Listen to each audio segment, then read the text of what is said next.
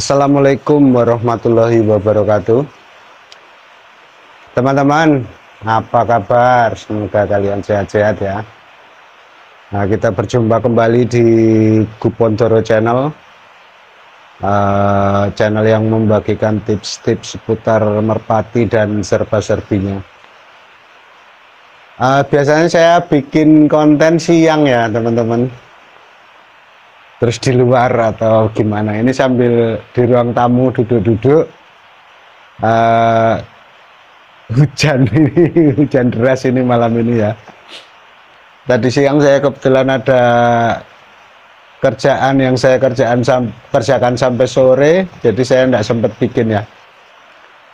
Oke, konten kali ini saya akan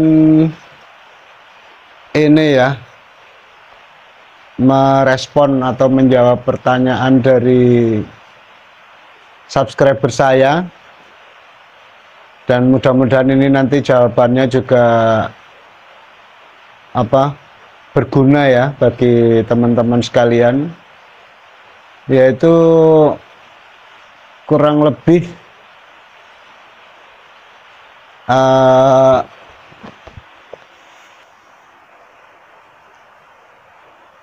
maaf tadi ada gangguan sedikit. Ada kucing saya datang ini. Dari ini ya, subscriber saya, Mas Sukadi Adi ya. Mbak mau tanya, aduh. Udah kelihatan Mbak ya. Merpati yang terbangnya stabil tinggi, terbang nanjak, tidak ndosor, yang seperti apa? Oke, saya akan mencoba menjawab ya. Tapi jawaban saya ini berdasarkan saya dulu pemain tinggian ya, bukan pemain kolong. Walaupun saya bermain kolong, tapi cuma sekitar 1 tahun lebih sedikit lah. Jadi belum tahu apa-apa ya secara mendetail. Karena belajar burung itu lama sekali kayaknya. Apalagi zaman sekarang pegangan burung sama tulangan sama apa beda dengan dulu waktu saya belajar belajar merpati tinggian ya. Tapi ini mudah-mudahan bisa menjadi referensi ya buat teman-teman sekalian. Referensi ini kita ambil dari zaman-zaman di belakang kita ya. Biasanya kan kalau untuk burung kolong itu kan dia kan harus paling enggak dia itu gampang nyetil ya, gampang manuver ya, gampang turun bukan manuver. Kalau manuver itu katanya istilah kalau tengah bener atau bagaimana itu, gampang diklepek itu. Biasanya kalau dulu zaman saya bermain tinggian itu dari paruh ya, Mas Sukadi Adi, paruh itu harus tipis, kemudian kepalanya itu bulat, matanya itu juga harus bagus. Ini dasar-dasarnya dulu ya. Kalau untuk mata bagus, saya paling favorit itu kalau mata itu ada 3 warna ya. Saya selalu ulang-ulang karena itu jenis mata merpati yang saya suka ya. 3 warna, jadi hitam itu, kemudian pinggirannya kuning, kemudian yang di luarnya oranye, yang paling luar itu merah. Itu biasanya merpati cerdas ya teman-teman. Dulu saya pernah ngelatih yang jenis begitu di kolongan juga nggak hilang ya. Maksudnya dia cepat sekali tahu tempat dia harus kembali ya. Titen lah doronya, maksudnya merpatinya titen gitu. Titen itu cepat menghafal. Itu yang dari kepala ya, dari atas ya. Kalau leher itu yang sedang aja ya, jangan terlalu panjang, jangan terlalu pendek. Kemudian untuk badan, cari yang dadanya lebar ya, teman-teman. Cari yang dadanya lebar, kemudian panjangnya burung itu yang sedang saja, jangan terlalu panjang, jangan terlalu pendek. Terus pegangannya, untuk pegangan yang di pinggang itu kalau bisa ini ya kecil ya, jadi dia nanti bentuknya segitiga begitu ya. Gimana kalau segitiga itu gini ya. Tapi ini jangan sampai habis ya, yang belakang itu tetap harus ada yang dipegang. Maksudnya kalau orang Jawa ngentei tapi nggak sampai habis lah, tetap bisa dipegang ya, tetap ngisi lah, tetap bulat atau mungkin bagaimana, tapi dia harus tetap ngisi di pegangan belakang itu, di pinggangnya, di pantatnya mungkin maksudnya, pokoknya di belakang itu. Sebenarnya saya mau ambilkan contohnya tapi hujan ya teman-teman. Saya ada yang model begitu, yang warna merah itu, yang sudah pernah saya tampilkan di video saya sebelumnya, yang warna merah yang untuk contoh gersian itu pegangan di belakangnya juga kecil ya teman-teman, terus dadanya lebar. Nah, itu untuk pegangan yang begitu ya teman-teman. Kemudian untuk apa ini, apa namanya, bahu ya, bahu tebal tapi agak panjang sedikit ya, jangan yang rapat, karena kalau yang rapat biasanya sprint ya, biasanya terbangnya kencang.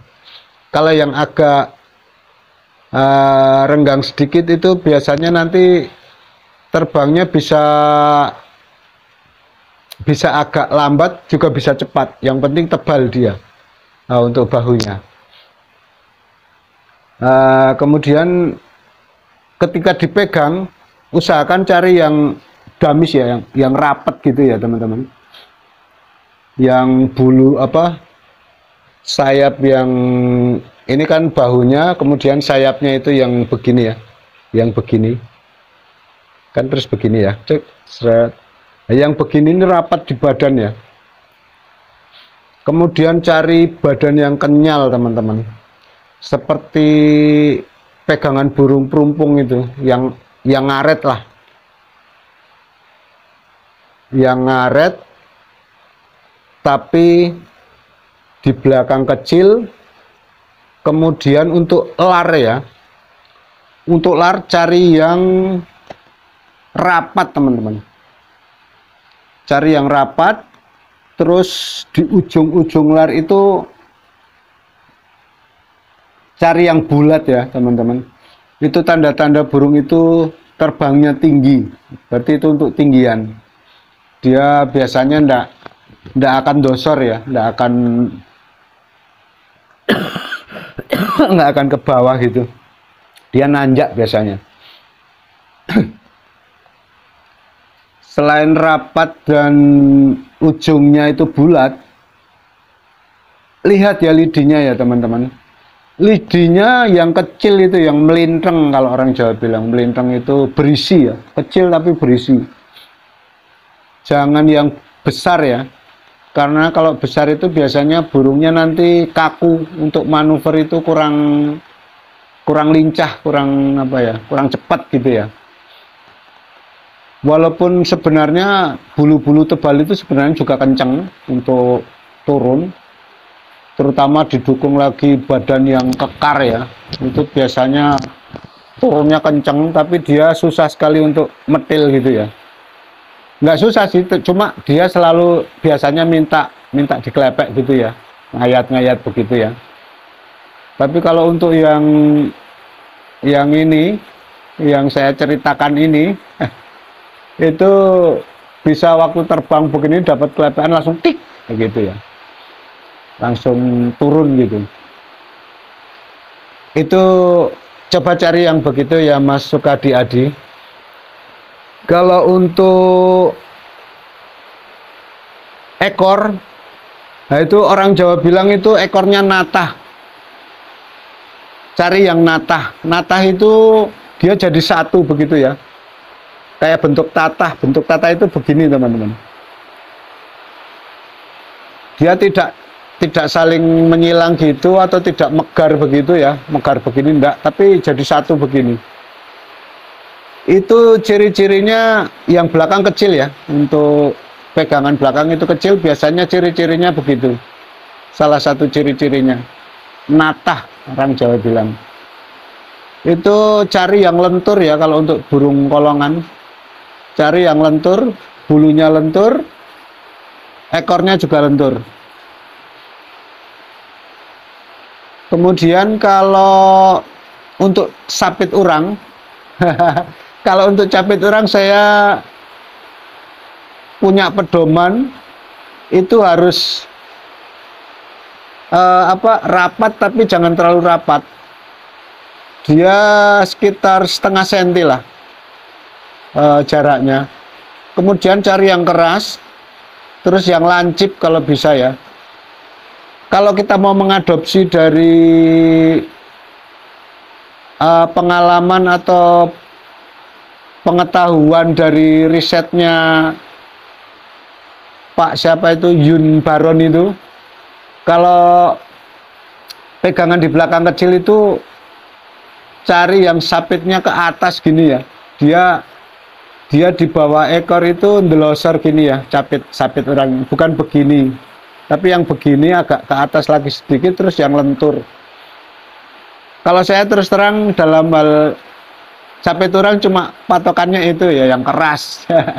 Tapi ternyata di dalam permainan burung-burung sekarang, terutama yang untuk kolongan itu, ini Anda jadikan referensi ya, dari Pak Yun itu ya, Pak Yun Baron Official itu atau apa itu, lupa saya nama channelnya, tapi Pak Yun Baron ya. Itu saya salut sama beliau, orangnya teliti sekali. Walaupun saya perhatikan, saya ikuti itu, dia tetap berpatokan dengan dengan pedoman-pedoman orang dulu, tapi dia lebih teliti lagi.